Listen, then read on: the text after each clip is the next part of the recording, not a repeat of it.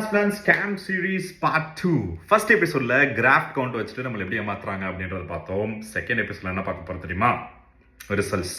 என்னது ரிசல்ட்ஸ் வச்சு ஏமாத்துறாங்களா அப்படின்னு ஷாக் ஆகாதீங்க. எப்படிலாம் ஏமாத்துறாங்கன்னு லிஸ்ட் போட்டு சொல்றேன், உஷாரா இருங்க. நம்பர் 1, ஏதோ ஒரு ஹேர் டிரான்ஸ்பிளான்ட் கிளினிக்ஸ்ல வந்த ரிசல்ட்ஸ் வந்து தன்னோட கிளினிக்ல தான் வந்துச்சு அப்படின்னு வந்து கிளைம் பண்றது. இது எப்படி தெரியுமா இருக்கு? யாரோ பெத்த பிள்ளைக்கு உங்க பேர் வைக்கிற மாதிரி இருக்கு. Wrong bro. நம்பர் 2, எப்பயோ அந்த ரிசல்ட்ஸை வந்து இப்போ அந்த மாதிரி காட்டுறது, டிசைனா எடிட் பண்ணிட்டு புதுசா போஸ்ட் பண்ற மாதிரி அதே ரிசல்ட்ஸ் போஸ்ட் பண்றது.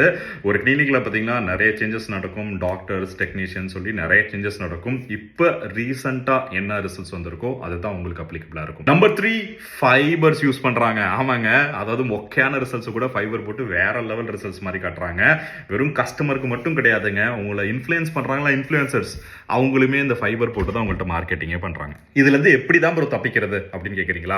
அதுக்கு தாங்க ஒரு டீட்டெயில் வீடியோ ப்ரிப்பேர் பண்ணிட்டு இருக்கேங்க. ஸோ சேனலை ஃபாலோ பண்ணலாம், மறக்காம ஃபாலோ பண்ணுங்க. முடி கொட்டுறதுனால கிளினிக்கா அலையிறாங்களோ உங்க ஃப்ரெண்ட், அவங்களுக்கு இந்த ரீலை ஷேர் பண்ணிருங்க. பயங்கர யூஸ்ஃபுல்லா இருக்கும். டாடா, டேக் கேர், பாய்.